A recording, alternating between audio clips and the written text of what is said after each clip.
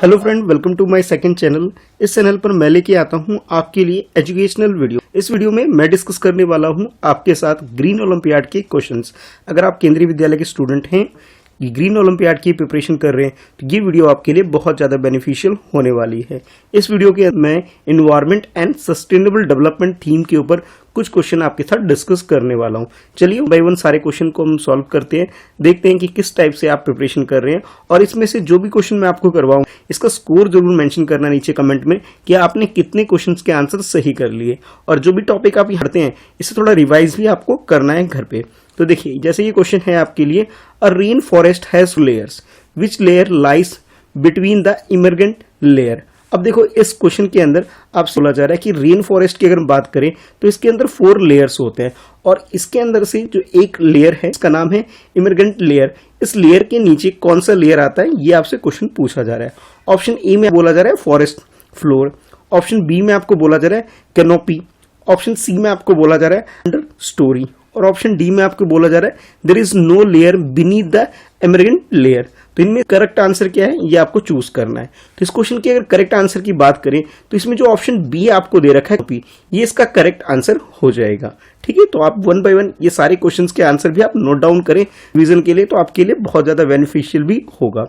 इसके बाद next question है आपके लिए, बहुत इजी सा क्वेश्चन है, डेली लाइफ में भी हम लोग इसे यूज करते हैं, एलईडी। तो क्वेश्चन भी एलईडी बेस्ड है कि LED is a efficient semiconductor light source used as indicator lamps in many device as well as in household and for other lighting purpose. It is energy efficient, durable and long lasting. What does LED stand for?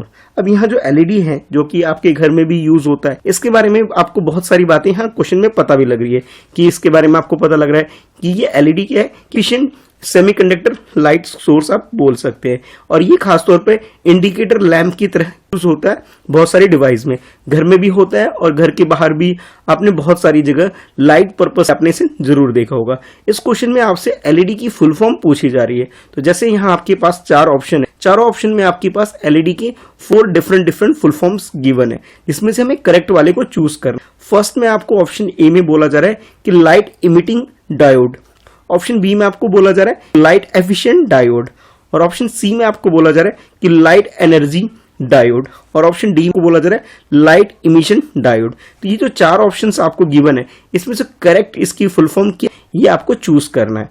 तो इस question की अगर correct answer की बात करें यहाँ पे, तो इस क्वेश्चन का करेक्ट आंसर सी हो जाएगा। सी यानी कि लाइट एनर्जी डायोड, ये इसका करेक्ट आंसर है। देखिए, एलईडी के बारे में तो आप सभी जानते होंगे, लेकिन क्वेश्चन में कई बार एलईडी की फुल भी पूछी जा सकती है, इस बात का आपको ध्यान रखना है। बाकी इसके बारे में कुछ और फैक्ट भी आपको पता होना चाहिए कि ये जो एलईडी होता है वो किस टाइप का होता है, एफिशिएंट कंडक्टर कह सकते हो, लाइट सोर्स का होता है। और खासतौर पे इसका यूज कहाँ होता है, जितने भी लाइटिंग पर्पस वाली डिवाइस होती है उसके अंदर इंडिकेटर के रूप में से यूज होता है। घर में भी होता है और बाकी बाहर भी आपने देखा होगा, पर जहां पे भी लाइटिंग पर्पस होता है वहां इसे यूज ज्यादा किया जाता है। वो सिर्फ इसलिए क्योंकि ये जो एनर्जी का बहुत एफिशिएंट ड्यूरेबल सोर्स आप कह सकते हो। तो इस तरह से करेक्ट आंसर आपका सी हो गया। बाकी एलईडी की बात, जो चीजें आपने इस क्वेश्चन में सीखा, इसे भी आपको नोट डाउन करके थोड़ा रिवीजन भी कर लेना है।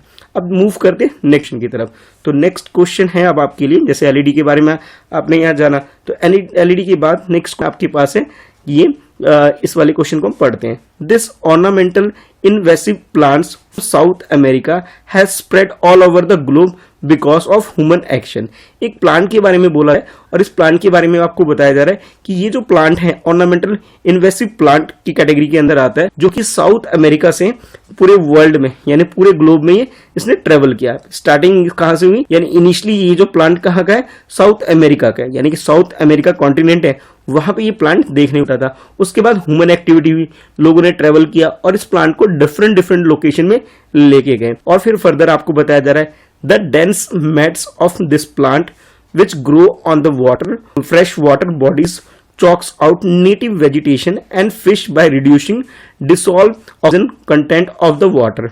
Which is this plant? तो ये प्लांट कौन सा है, इस प्लांट को आपको आइडेंटिफाई करना है कि उस प्लांट के बारे में जिसके बारे में हम लोग जान रहे हैं कि इनिशियली ये जो प्लांट है साउथ अमेरिका वाला जो एरिया है, ये जो साउथ अमेरिका कॉन्टिनेंट के अंदर जितनी भी कंट्री आती हैं उसके आसपास एरिया में ये देखने को मिलती थी, लेकिन ह्यूमन एक्टिविटी की वजह से या ह्यूमन एक्शन की वजह से यानी लोगों ने इसे अलग अलग जगह लेके गए। तो इस प्लांट के बारे में आपको बताना है कि ये प्लांट कौन सा है, यानी किस प्लांट की हम लोग बात कर रहे हैं। तो इस क्वेश्चन की अगर हम करेक्ट आंसर की बात करें तो जैसे ये 4 ऑप्शन है, पहले ऑप्शन को देख लेते हैं।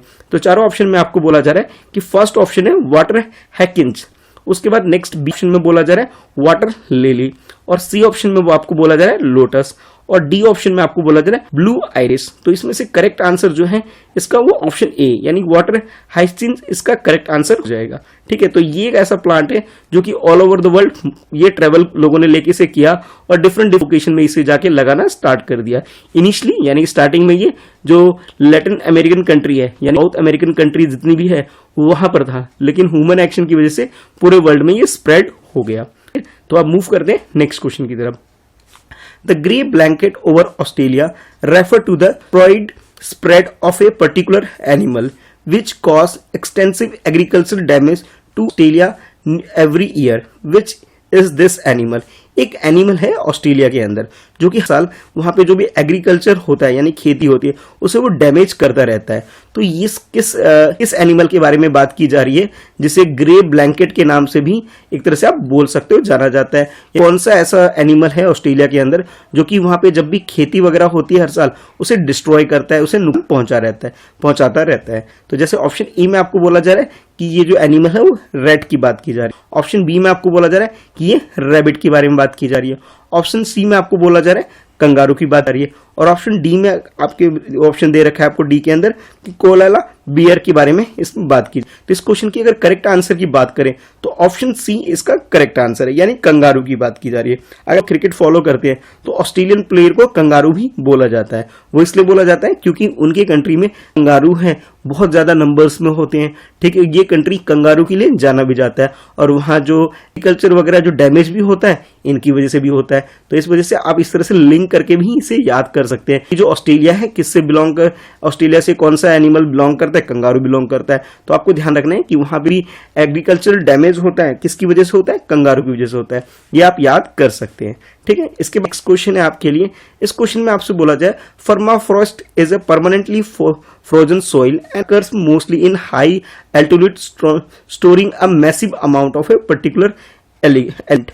As a result of climate change, permafrost is at the risk of melting and releasing the stored element in form of a gas. Identify the gas.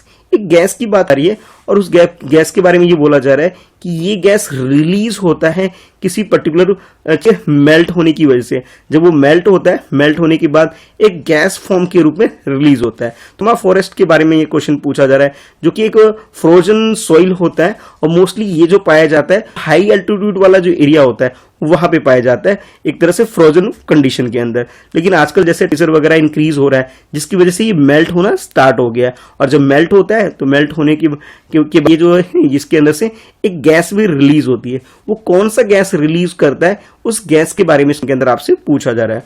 तो ऑप्शन ए में आपको बोला जा रहा है ओजोन, ऑप्शन बी में आपको बोला जा रहा है हाइड्रोजन, और सी में आपको बोला जा रहा है नाइट्रोजन ऑक्साइड, और ऑप्शन डी में आपको बोला जा रहा है कार्बन डाइऑक्साइड। तो ये 4 ऑप्शन आपको दे रखे हैं जिसमें से आपको करेक्ट ऑप्शन चूज करना है। तो इस क्वेश्चन की अगर करेक्ट आंसर की बात करें यानी उस पर्टिकुलर गैस में बात करें तो वो डी ऑप्शन आपका ही है यानी कि कार्बन डाइऑक्साइड इसका करेक्ट आंसर हो जाएगा।